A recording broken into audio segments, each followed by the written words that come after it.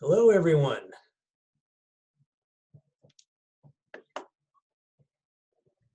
Okay, we're starting to have a lot of people load up here. So we're going to give it a couple more minutes, about 2 more minutes, and then I'm going to start.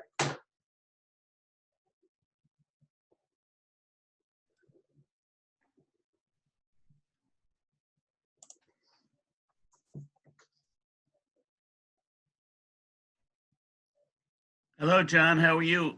Good. How are you, Dyke?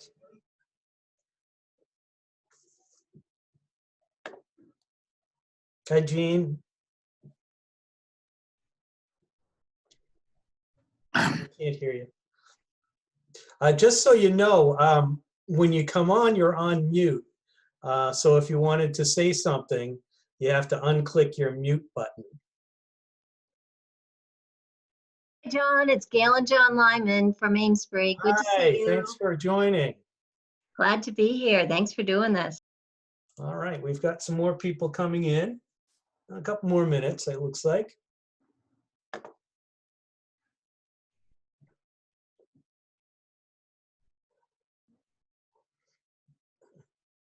Hello, John. This is Dyke Hendrickson. I don't know if you heard before, but anyway, because I didn't know if my audio was on. But anyway, hello and thank you for doing this. Hi, Dyke. Thanks for coming in. All right, we've got some more folks coming. Everybody warm, and do you have something to drink? Or I've got my water.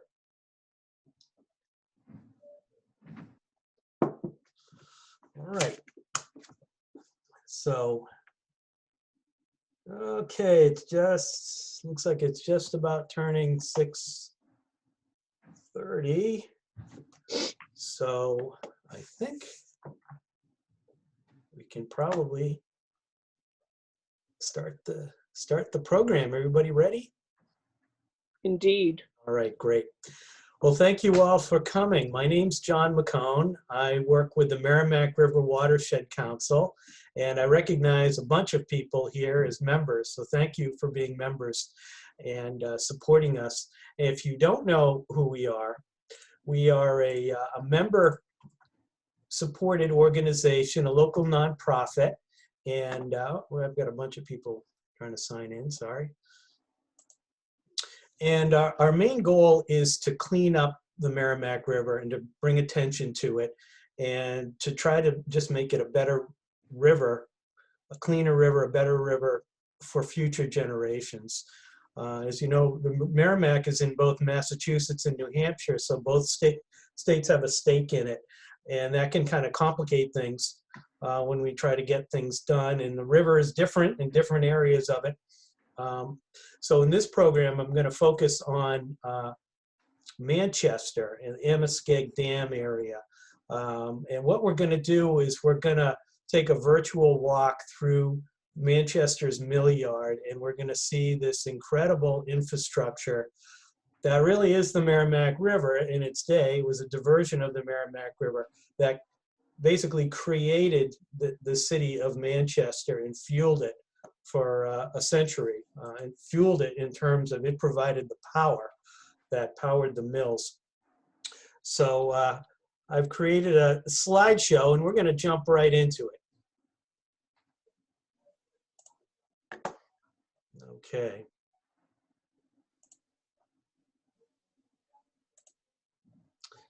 All right. So we're going to start. Can everybody see this okay? Looks good, John. All right. If you Yes. can't, let me know. Yep. Give me a shout out if you can't see it. All right. So this is a virtual walking tour. No walking involved. You can stay nice and warm in your house. I did all the walking for you. So I want to thank our sponsors. We have 2 sponsors that helped to fund this program, and that was Volunteer New Hampshire, which is a nonprofit based in New Hampshire that promotes volunteerism in the state. And the other is the Norwin and Elizabeth Bean Foundation, which is based in Manchester. So thanks so much to them for supporting this. So we're going to talk about the Merrimack, just to get a brief overview. This is a river that has supported us for thousands of years as humans, going back to the very end of the ice ages. It was a source of food. It was the highway that was used by both Native Americans and later by Europeans to travel and to trade. And then when the Industrial Revolution began, for about a century, it powered the mills that created the cities of Manchester, Lowell, and Lawrence.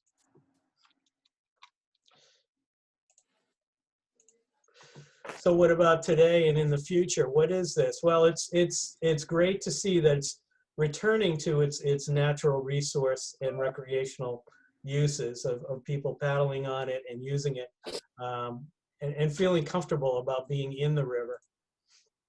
It's become a huge economic driver, and we're going to see that when we walk through the virtual tour. And probably the most important piece is this is becoming our major source of drinking water. 600,000 people are getting their drinking water in the Merrimack Valley from this river. And this year in particular, we had a drought, and we started to see more need to draw water, and that's probably going to be our future. So that's another major reason why we need to protect this river. So we're going to start our tour in Manchester, New Hampshire, the Queen City. Anyone know what a Queen City is? Why they call a city a Queen City? I'll tell you why. If you have a city in your state that's actually larger than your state capital in terms of population, it's the Queen City of your state. Manchester is larger than Concord. So we're going to start this tour at Arms Park, which is really right on the Merrimack River downtown in the old mill yard. And we're going to walk up Commercial Street, and we're going to go into Energy Park, which brings us right up to the Amiscake Dam area, so you can see the dam from this park area. We're going to walk back through a parking lot that's parallel to Commercial Street, and is actually one of the beds of one of the canals that ran through Manchester.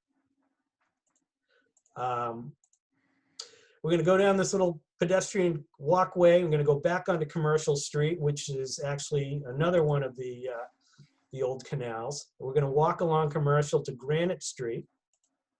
And then we're going to go down a little Granite Street, going to go down a little stairway back down to the Merrimack River again.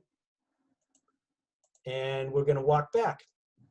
So this is about, if you were to do this on your own, which I hope you'll be able to do, this is about a little over 2 miles. It's not very hard to do. There's not a lot of elevation to it. And you're walking along sidewalks or maybe through a parking lot through most of it. So this is kind of an interesting fact when you look at Manchester and how it is now. You are actually walking through a 12,000-year-old lake bed that was created by glaciers. And you kind of get a sense of that when you're in Manchester, especially when you're down by the river and you look up and you can see that you're in a valley. So this was actually a lake that you would have been standing in at the bottom of 12,000 years ago. And that lake was created by the ice ages. We had a mile deep of ice on top of Manchester, New Hampshire, pressing down on the earth and completely changing the topography. And as that ice began to melt and to head north, retreat north, it really left a mess. One of the things that it left were these enormous lakes, landlocked lakes, one of which was Lake Merrimack, and you can see it on this map. There is no Merrimack River at this time. This is about 12,000 years ago.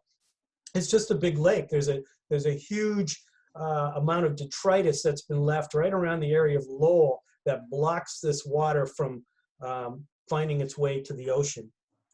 So to give you an idea, Manchester is really just about right in the middle of this lake.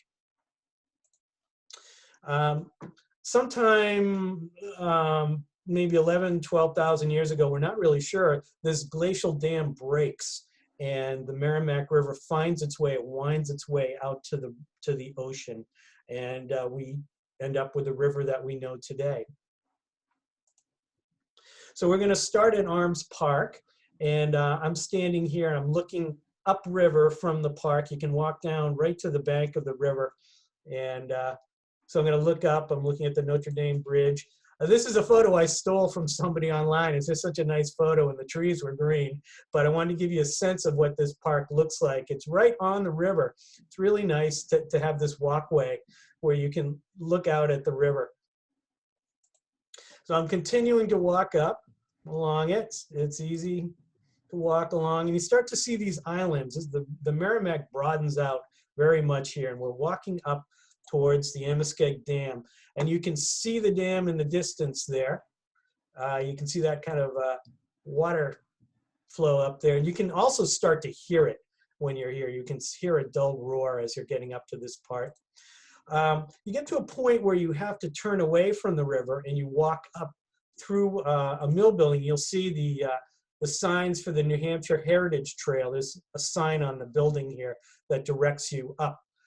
So you walk through here, and as we walk up through here, we're going to get to this first point where we can start to imagine what Manchester was like when these canals existed. So I've got an arrow here, and I want you to take a look at this spot. This is where we're standing as we walk up through that tunnel.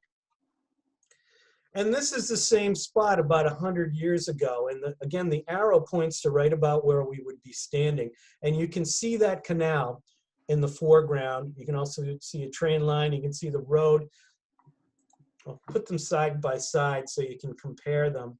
So this, what I'm showing you, is really Manchester at the height of its industrial past. This would be about 100 years ago. And the canals are still being used, and they're very important. They're starting to be pushed aside by other forms of power, but they're still running through the city. Now, I want to give you kind of the other end of this angle. I've just now walked up the street about not even a quarter mile, and I've turned around and I'm looking back, and I'm looking back at that same mill. And this is a photo from that same spot in the 1960s, and you can see how much has changed in 60 or 70 years. It's now sort of a wrecked sort of area. And so the thought at that time was this canal system was no longer useful. And so it's filled in, and that's what we see today. But as we go on this walking tour, I'm going to point out to you a bunch of different locations where you can see the old pieces of the canal, and you can start to imagine what this was like 150 years ago or 100 years ago. So we're going to talk a little bit about why this city even exists here. So the most important reason for its existence is the Amoskeag Falls. That's a 54-foot drop. It's the largest falls along the Merrimack River. So in the time when Manchester is created in 1820s and 30s, there's no electricity, there's no steam power. The only power there is water power. And there's enough engineering understanding that people know that if you've got a falls, you can create a lot of power from that. It's thought in those days that if you had about a 30-foot drop, you would have enough of a water pressure drop that you could create a pretty substantial commercial industrial city. So we have almost twice that here at Amiscake, and so that made it a very attractive place to develop. So the first thing that you got to do is you got to build a dam. So the dam is built right about in the area of where the falls were, and that's built in 1836. So that raises the level of the river above that dam. And then there's a creation of control gates so that there's going to be water that's going to flow through here, and you're going to be able to control it to make sure that not too much water comes flooding through these canals. So the next thing you do is you build your canals, and luckily I'm not a canal builder because I think I'd fail. If you look at my lines here, a little squiggly, but this is an old map of Manchester. This is actually the Amiscake Manufacturing Company's map of Manchester in the background there. So you can see this, what's called the lower canal. So that's built. And then from that canal, they build what are called penstocks. Now these are waterways that are built underground, and they cut underneath mill buildings. And within the mill building, there's going to be a turbine that is right in the middle of this penstock, so it's getting powered by that water that's rushing through. So it's basically a mill. And then it's driving belts and it's driving power throughout the building. So we're going to actually see some of these penstocks later in this presentation. So that becomes your source. And if you're in Manchester, they got very ambitious and they built a second canal. They built what's called the Upper Canal. And it's about 2/3 the length of the Lower Canal. And this is a sketch that's also from the Amiscake Manufacturing Company that gives you an idea of how this actually works. So you can see on the right-hand side, the Upper Canal, the water in the blue there, and it runs down through the buildings. You can see that there's the penstocks and it's running to the power wheels, runs down to the Lower Canal, and then the Lower Canal is also pulling water along, and there are other penstocks that run through it and then down to the river. So you have two levels of manufacturing buildings in the city, and we're going to see that as we walk through that. So we're walking along. We've walked probably about, maybe 1/3 of a mile, and we're going to come upon this first kind of interesting archaeological site, I'd call it, which is the remnant of the Lower Canal. Because again, these canals don't exist anymore, so you're going to see pieces of them as we go along. So here we are. We're at the Eversource building. You're going to see this is very easy to find as you're walking along. And as you walk along this paved path, you're going to come to this depression. And there's a stone wall along the right-hand side of it. And this is the remnants of this Lower Canal. You can see the width of the canal here. It's all filled in. But in the background, you can also see that the bank rises very steeply. And this has a lot to do with the history of this canal, of why it even exists. Back in 1783, Samuel Blodgett, he lives in this area. He sees that the falls are enormous and you cannot get wood down them. You know, they want to be shipping wood and other goods down the river and also bringing things up, but you can't get over these falls. And so he starts to build a canal that bypasses them, and it runs along the side, and it takes him over a decade to build it. But when he's finished, he's got a way for people to get around Amoskeag Falls. And it's a safe way. If you've ever been to Lowell, you're going to see some of how these locks work. And I'd recommend that highly. It's very interesting. You know, it's an interesting old technology of how you do this. And so you can picture that those locks existed right there in his day. So I'm going to walk up. I'll walk beyond the locks now of where they were. They'd actually be almost right on top of them. And we're going to walk up through this parking lot to a place called Energy Park. The reason why we're going here is this is going to give us a view of the Amiscake Dam. And this is what you're going to see. And this is what my friend Dan Grayovac shot yesterday. I'm going to put on the... So this is the Merrimack running over the dam yesterday. There's 22,000 cubic feet per second running over the dam. This is almost the most water that's ever run over the dam on this particular day, as long as it's been measured. So just to give you an idea of how much that volume that is, that's about 16 billion gallons of water that you're seeing running over that dam. You could fill an Olympic-sized pool in about 4 seconds with all the water that's coming over it. So the river is really running very fast right now. Another view of it from above, so you're looking down and you can get kind of a sense of the topography that you're looking at. You're off to the right here. So where does this name come from? Amoskeag is thought to be a Native American word for good fishing place. And it certainly was, because this is a river that was supporting a migration of fish, a huge migration of fish every year. Every spring, the fish would come to these falls and they'd have to fight their way up, and they'd be able to get up, but there would be pools along the way that they'd stop and rest in. And of course, these are the places you want to fish because you can get a ton of fish out of them. So Native Americans are here every spring for thousands of years. In fact, the oldest archaeological site along the Merrimack River, perhaps in New England, is right in Manchester, right next to this Amoskeag Falls area. So we don't really know what the falls look like. There's no pictures, there's no photography at that time because the dam goes in 1836. But there are drawings that we have that are fairly early, give us an idea of what maybe the area looked like. So this is a drawing from around the 1850s, and the dam is in place, and that's Manchester that's springing up in the background. This is a postcard. This is taken from very near where we would be standing, and you're looking at actually the frozen falls right here.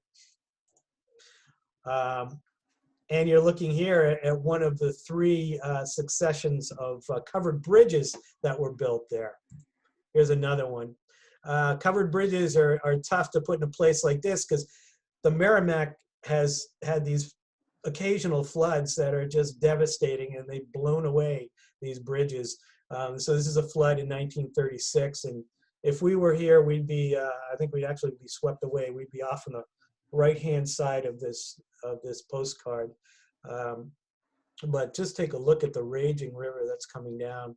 That particular flood did a tremendous amount of damage, not only throughout the Merrimack River Valley, but throughout New England. So I came across this as I was looking for photos.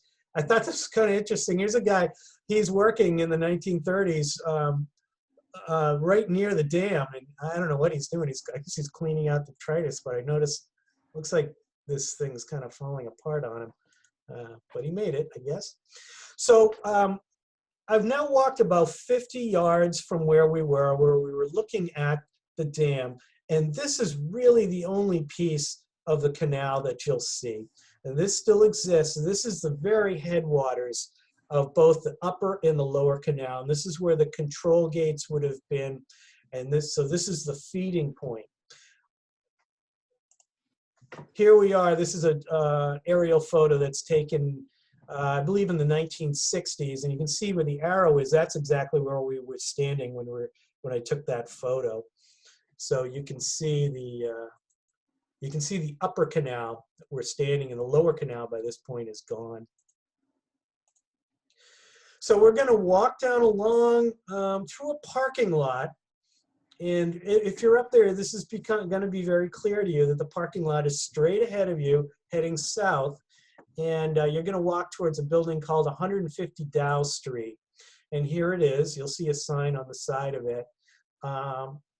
You know, a very plain looking parking lot, but here it is about 100 years ago with this upper canal running along it.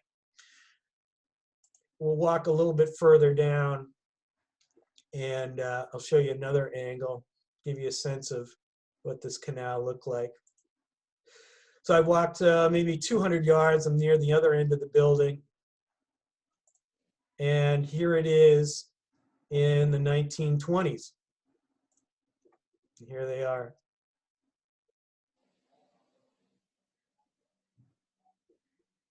So the canal now has been replaced by a railroad line. You can kind of see it in the foreground in the picture on the right. So I walked to the end of this building, and then there's a walkway down that's basically underneath Notre Dame Bridge. And it's going to take us back down to Commercial Street. So I'm going to walk down this. And so here I am at the bottom, I'm on Commercial Street. And I'm going to turn to my right. And this is an area where you're going to see some of the remnants of the canal. You can actually see the canal wall right there, that stone wall that's running along. It runs quite a long ways. It runs actually in both directions, large segments of it. So I've turned around. Now I'm heading south along Commercial Street. And you're going to get a feeling that these are really wide boulevards, and they almost feel unnaturally wide for something that was built in the 19th century. And that's going to become very obvious in a moment why that's the case. So I'm walking, I keep walking, I'm maybe a couple hundred yards further down here. And I come to this point again at kind of a nondescript parking lot. But here it is about 100 years ago. And you see this row of building off to your right. Here they are side by side. So this gives you a sense of this, of how tight these buildings were to the canal. And you might be wondering, okay, what happened to those buildings that are on the right, and what are they? Now, the buildings on the left are the mill buildings, the worker where you're going to be doing your manufacturing. These buildings on the right, these are where the workers are living. And here's another view. This is a little further up the street, but this gives you an idea of what they look like from the street side. So this is what was called corporation housing. And this was fairly desired housing by workers. So they would live literally across the street from where they worked. And Manchester was a city that was developed by the Amiscake Manufacturing Company. They had bought about 15,000 acres around Manchester, and they created a planned city. It was going to be a sort of a workers' utopian city, was the idea of it. There are parks, and there's a commercial district, which is now Elm Street. And then you have this factory housing that's right next to the mills, and there's also housing that's further up that's privately developed. In this particular photo, if you ever walk through here, there's a building you can see up. I don't know if you can see my mouse here. I'm circling around it. That building is still existing. So if you walk through this area, you'll go by that building. You'll get a sense of what this workers' housing looked like. So here's another shot. I just want to include this one. This is a little off our walking path, but this gives you an idea that this is now an empty parking lot, but 100 years ago, look at looks like thousands of people who are in between their housing and the mill where they work. This is the mill. This is called the Lofts at Mill number 1 now, this building. And so people live in this mill. I'm not sure if they know that, 100 years ago, the people were living across the street from them and working where they live now. So I've continued down Commercial Street, and I want to give you a sense of, again, how tight this canal and the buildings are woven together. So this is the same spot, once again. The shot, the historic shot, is taken from the top of a building, so I couldn't quite get the angle, but you can see the similar buildings in the background. It's, one of the amazing things about Manchester is how much has survived from the period of its industrial past. Amiscake Manufacturing Company started out in the 1830s. It saw its heyday just before and around World War I. I want to give you some figures, give you an idea what was going on. At that time, there were 17,000 people working in the mills. The river was providing about 16,000 horsepower to power the mills that were in the buildings. But even by this point, the river is starting to be supplanted. And in this photo, you can see that there's some steam-related operations on some of these buildings, some of the vents and whatnot. So they're getting 16,000 horsepower from the river, but they're getting 110,000 from other sources, such as steam boilers, electricity, and gasoline boilers. So already the river is starting to be supplanted. These mills, by the way, amount for 5 million square feet at this point. So this is just an enormous complex. It's one of the largest manufacturing companies in the world. As I said, it sees its heyday right around World War I. After that, there's a number of things that happen, a lot of economic issues that happen, and manufacturing starts to move to the south, and it really goes downhill very quickly. And of course, the Great Depression happens in 1929. On Christmas Eve, 1935, Amoskeag Manufacturing closes its doors. And after that, these mills start to be used by other companies they've never fully used. And Manchester runs into this issue of, okay, we have this old housing, we have these canals that are no longer being used. what are we going to do? We'll talk a little bit more about that, but I want to go a little bit further down the street, and I want to give you a kind of a shout out to this incredible museum, the Millyard Museum, which is the Manchester Historical Association's museum. And you're going to walk right by its entrance as you're walking along Commercial Street. It has a great history of the city. It's just a Class A museum, well worth a visit. And if you walk in the door, even if you don't go to the museum, you walk through the door and you're going to find one of these penstocks. There's a few of them that run through the building. You'll see these tunnels that were used to power the mills. So we're going to walk up a little bit further up the street, and we're going to take a little jog up to the corner of Bedford and Pleasant Streets. And so this isn't very far from that Millyard Museum. And the reason why I'm going here is, here again is, this is mill buildings that are used as housing now. And here's a shot from the 1970s. And this is really interesting, I think, because for one, it's one of the very few photos, color photos that I've been able to find that show the canals. But it also gives you a sense of what's going on here. They're starting to tear down all of this residential, the worker housing. Pretty much all of the housing that was built right along the river is gone now. It's parking lots, and in some cases it's roads. So this is the very end of the upper of the Upper Canal, and you can see there's a what's called a weir in the foreground, where the Merrimack River water starts to come down, and it works its way down to the Lower Canal, and then the Lower Canal extends another maybe a half mile beyond this point, and then spills back down into the Merrimack River. So all of this infrastructure is now buried. So we're going to get to one last spot on our tour. We're going to walk a little bit further down Granite Street, to Commercial Street rather, to the corner of Granite Street. And we're going to look back, and here's the view, nice wide boulevard. And here it is, probably about in the 1870s from what I could figure, same shot right here. So again, you get a sense of how tied in the housing was with the canals.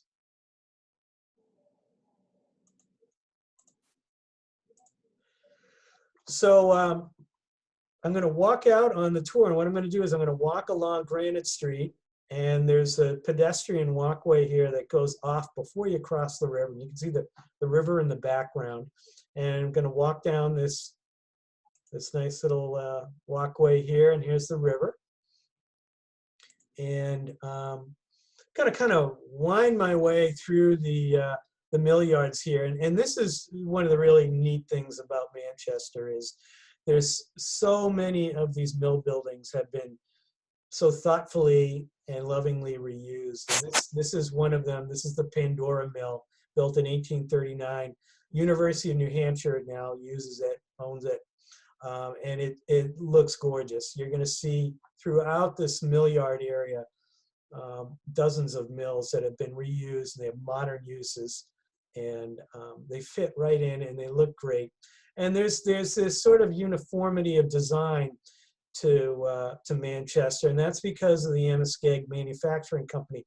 They wanted to create this utopian city, and they wanted it to be attractive, and they wanted to have this sort of a design sense that made it feel like it all fit together, and it does, and you see that as you're walking along. Also made it very easy for me to take these photos because there's so many towers, distinctive towers on these buildings that you can see in the old photos and you can see today. So if you go there, we're going to have some photos that we'll put up online if you want to have some fun and walk along this same route and take the photos with you and kind of figure out where they're shot and see what the differences are.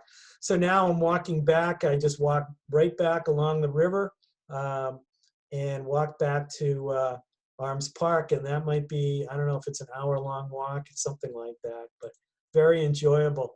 So one of the things I just wanted to mention is we look at that, you see that incredible use of the river that's now gone, the canals no longer exist, and it just informs you how malleable this river is to us. So what is the future of this river? And one of the things we see at the Merrimack River Watershed Council is that probably its most important role in the future is as a drinking water supply. It's already has 600,000 people that are getting their drinking water from it. And those numbers are increasing, not only because population is increasing, but there are more communities that are trying to tap into the Merrimack because other sources of water are not as reliable. Some of our old reservoirs, for example, Manchester has a massive Amiscake reservoir. It's used for over 150 years. And the water levels were so low this summer because of the drought that Manchester was seeing itself needing to use the Merrimack. And that's really the future for Manchester and for other cities, is we've got to be using the Merrimack for drinking water. So makes it so vital for us to be protecting it. Another interesting thing about its future is it's so much cleaner than it used to be. And now we're seeing this boom in recreation, boating and fishing, and also people who want to live along the river. And you see that when you're walking through Manchester or Lawrence or Lowell or Haverhill, people want to be on the river again. And then also, I'm sure a lot of you have seen this, the return of wildlife. All along the river, people are starting to see bald eagles, especially this time of year. There's so much more wildlife. Some of the fish migrations are starting to pick up again. They'll never go back to the levels they were, mostly because of the dams. The fish cannot migrate up the river as they used to be able to. But there's signs that it's starting to grow, and so that's a positive sign. And in part, that's because we're getting, I think, smarter about how we manage fish in the ocean. And then lastly, another piece of the kind of I guess a downer about the future of the rivers. We face a lot of challenges.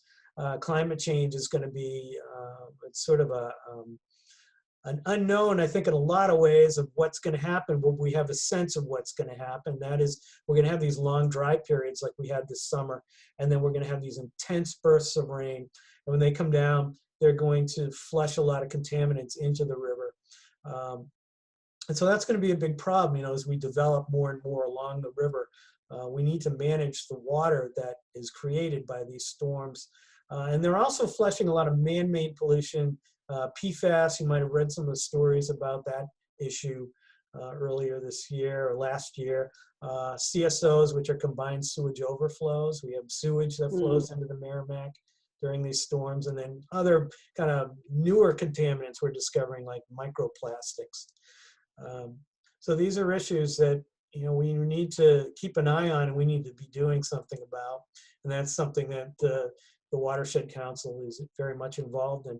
So you might think, okay, what can I do in the future? Well, one of the things is look for opportunities to do things that have to do with the river. It's cleanups or go on walks or different kinds of activities that are going to be kicking up as people feel more comfortable about being together in groups. So we'll be publicizing that as we have activities. And there are other groups that do things as well. Another thing is just stay up to date with the news of what's going on and try to get involved when you see something that you're interested in, you're concerned about. One way is through social media, or writing letters to the editor, or writing to your elected officials and saying, hey, what can you do about this problem? Trees, help out with this. And lastly, just get to know this river. We probably know the segments where we live very well, but this is a complete package, this river. It's amazing when you see a piece of it and then you go 20 miles upstream and it's a totally different river. And we're so fortunate along the Merrimack that there are a lot of places where you can walk right along the river, or hike. Lots of books to read about it. In the summer, you can kayak along it. There are a lot of kayaking programs. However it is you're able to experience it, try it and see what this river is really all about. Because it's your river. We all own it. So I wanted to leave you with this last bit of wisdom from Henry David Thoreau. He spent actually 2 weeks on the Merrimack River with his brother canoeing in the 1839. So he's up there just at the beginning of Manchester's canal system going into place. And he's coming into, you know, the mill owners think it's utopia, and he thinks it's kind of dystopia as he looks around at it. He can't believe what's going on. But he also sees it in a more philosophical way, that we can change the planet, and we can make it what we think it should be. And this is a quote from him from Concord Merrimack Rivers. I guess he thought of it as he was paddling along. So anyways, thank you so much for coming to this. I appreciate it. If anyone has any comments or anything you want to, questions or anything like that, fire them away. If not, thanks for coming. And please try to visit us at merrimack.org. You can catch up on what we're doing. You can join us as well. We've got a little annual fund going on now, and we always appreciate any support that people can provide. And it looks like we do have some questions. Okay, so I have a question. Are Atlantic salmon numbers increasing along the... unfortunately, Atlantic salmon are not coming back to the Merrimack. There's been efforts to try to increase their numbers, but it just isn't working. They just are not able to make it up through the fish ladders and get back to where they used to spawn, and to keep returning to them. So that effort has been given up. All right, any other questions anyone has? Are communities such as Manchester attempting to improve their sewage treatment operations? Yes, Manchester is really doing a great job now. You know, Manchester is the largest source of CSOs along the Merrimack. It's about 45% of the flow that comes down.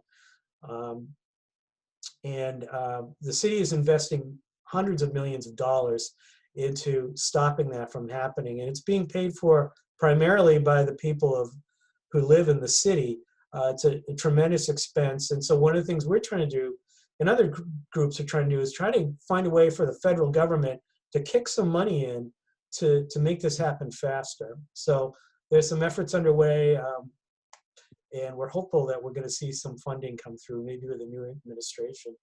I had a question about when did they fill in the canals?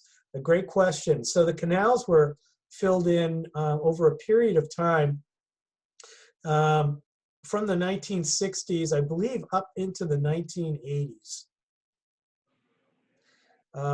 Another question, what's the health of the river between the dams in Hooksett and Amiscake versus Amiskeag and Brown Ave? Okay, that's a pretty specific question. I wish I could answer you right off the top of my head.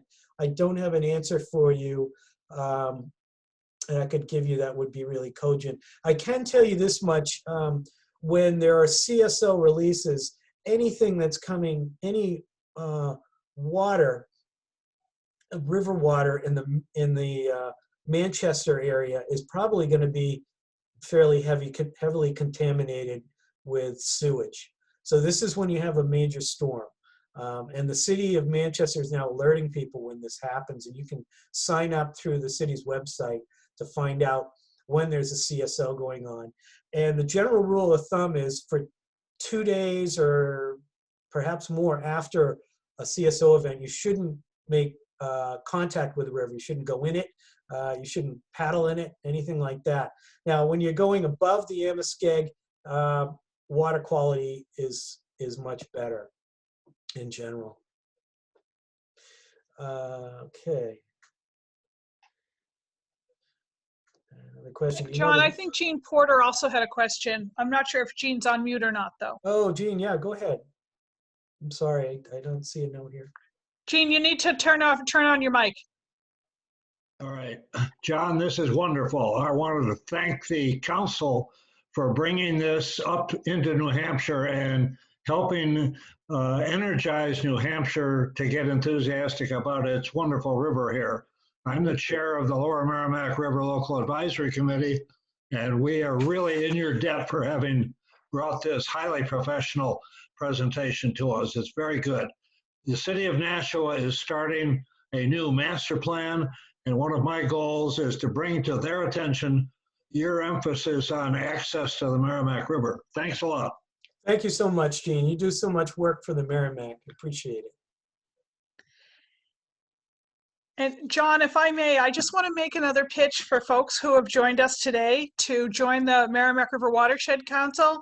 I've put the membership link in the chat, and we'd love to have you join or make a donation, help us.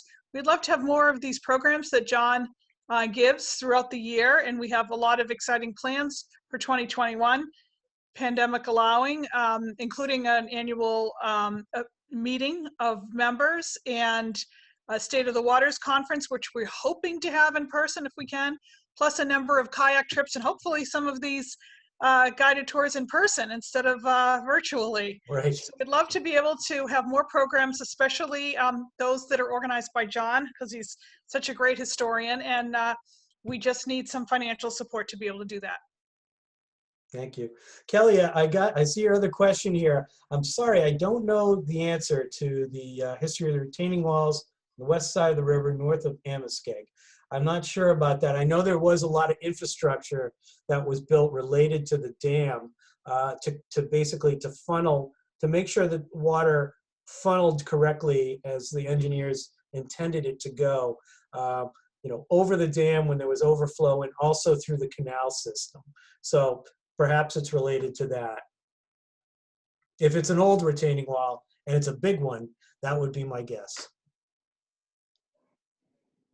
Hey, John, my name's Tom Gumbart. I'm a fairly recent member of the organization, and I just had a few questions. Sure, thank you. I live up in Franklin at the northern end of the river system, and getting pretty interested in the history of the area. And you said that 600,000 people are getting water from the Merrimack. I assume that's not all surface water withdrawals. Does that include like wellheads that are recharged by the watershed? No, that's primarily through water treatment plants. Okay. This is what the EPA is estimating. All right, so that's just surface water. So I assume there's a lot more people who are getting water from wellheads that are within the watershed as well. Yeah, it doesn't include those. Okay. So like historically, I'm wondering, when I look at the rivers right now, we're at flood stage, and so it's pretty interesting to see.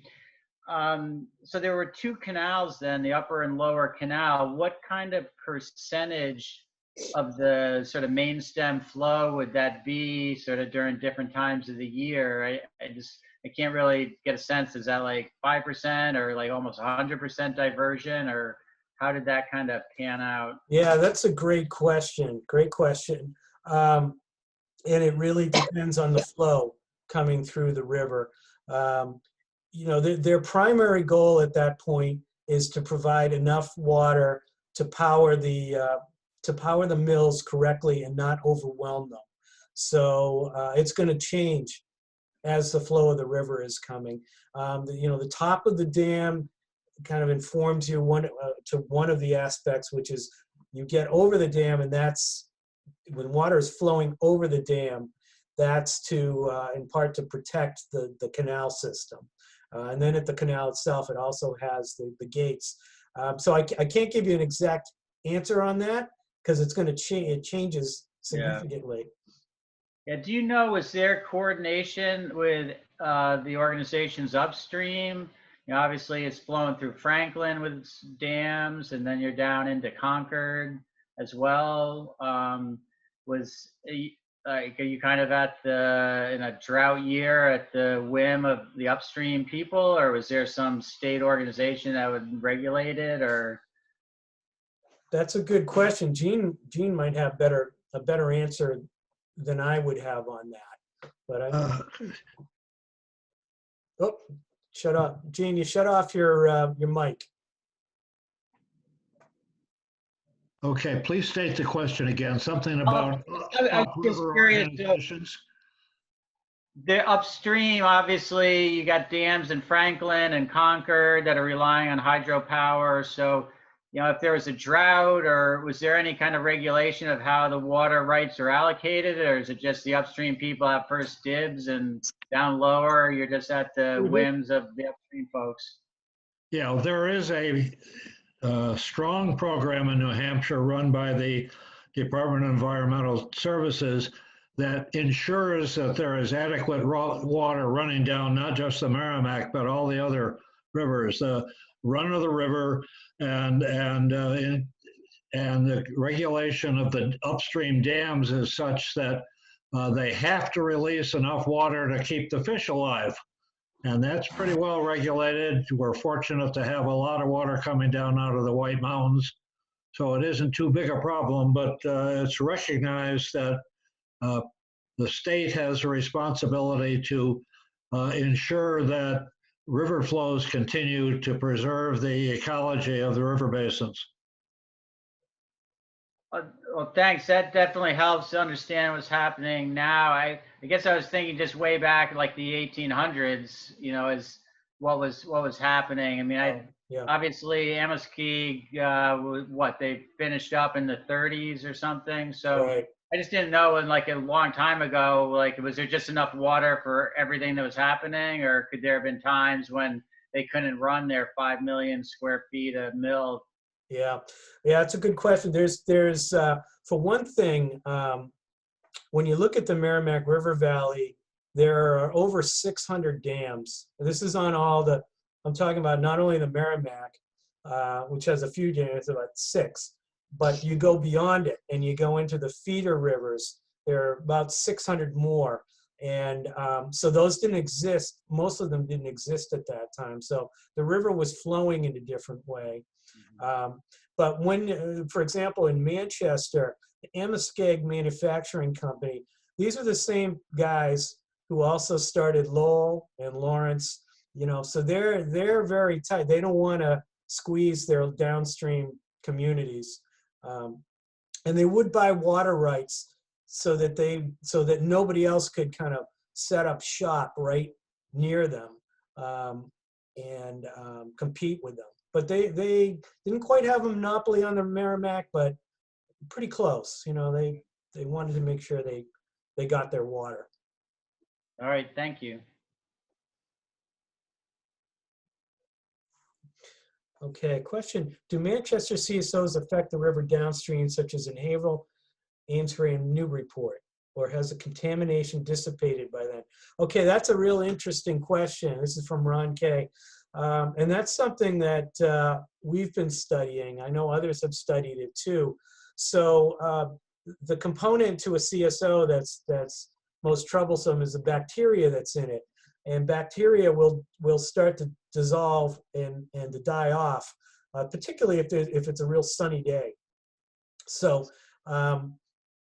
it depends on how fast the river is flowing. If it's flowing very fast, then you're going to get more of these contaminants that get down the river. And if it's a cloudier day, they're probably going to have a better chance of surviving. But it really changes from storm to storm. So I think the general rule I've seen is that for, let's say, 10 or 20 miles downstream, you're going to perhaps have a more contaminated flow, and it's going to dissipate because they're going to die off beyond that. But it seems like, you know, about every 20 miles or so down the Merrimack, we have another source of a CSO.